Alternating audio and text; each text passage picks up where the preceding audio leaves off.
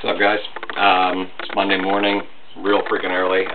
Tried out a new camera that my girlfriend let me borrow, but having some difficulties with it as far as like the downloading. I don't really like the color either. It doesn't show like the color of the animals, stuff like that.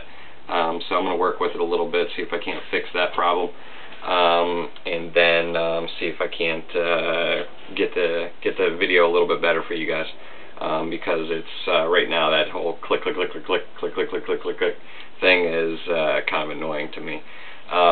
But anyway, had a few more questions that were posted both on Geckos Unlimited and on YouTube. On YouTube, somebody said nice rack, and I was like, oh wait, you mean these racks? But thank you very much. I didn't build them or anything like that. We bought them. But then MXW Max from Germany asked about, had 3 questions for me about how many animals we have in each tub, all that stuff.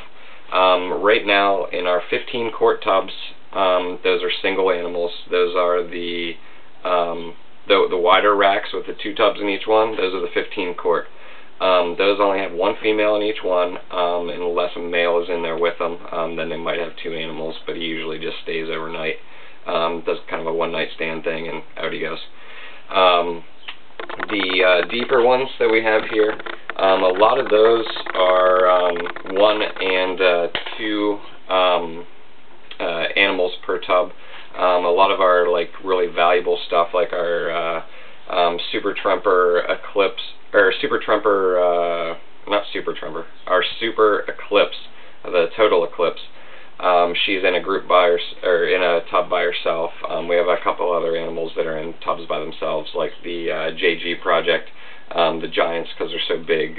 We keep them in a tub by themselves. We also keep a couple of the Mac Raptors by themselves, because they were, first of their kinds in the world, and they just always been, by themselves. So we kept them by themselves. The other tubs, a lot of the project animals are in groups of 2, like the Typhoon Project. Every tub of the Typhoon Project has 2 females in it, and that's all we put in it. The Green Project, they all have 2 in each one. Then we have a couple other tubs that they have like maybe 3 to 4. The Montanus are in 2 groups of 3 that we have. The reason being is they've always been in those same groups of 3 ever since we got them. We grew them up in the big tubs. We got them, they were probably about that big whenever we got them, so they were small. The Fasciolatus, it's a group of 3. The Afghanicus we actually have in groups of 5 because of the they tend to do better in a group almost. I mean, they can be housed separately, but they're very communal animals, the Afghanicus we found, so we tend to keep those guys. That's the F1s that we have. We keep them in a group of 5. We have a couple other animals that are in groups of like 3, the same genetics, all that stuff, but they have just always been in the same group together. They're usually animals that are like 2, 3, 4 years old, that they've always been together, and we're never going to split them up just because that's the way they've always lived. He had another question of the Aphron.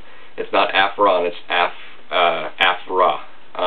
It's basically just what we call the Afghanicus het raptors, to make it simple whenever we're talking about them, because we just call the Afghanicus Afghans, and the Afras the Afghanicus het raptor is just Afra for short. So that is just what we call them, just to simplify things. He asked about the egg count per tub, how we have like the different markings and stuff like that on the tubs. That is, a lot of them are in groups of 2.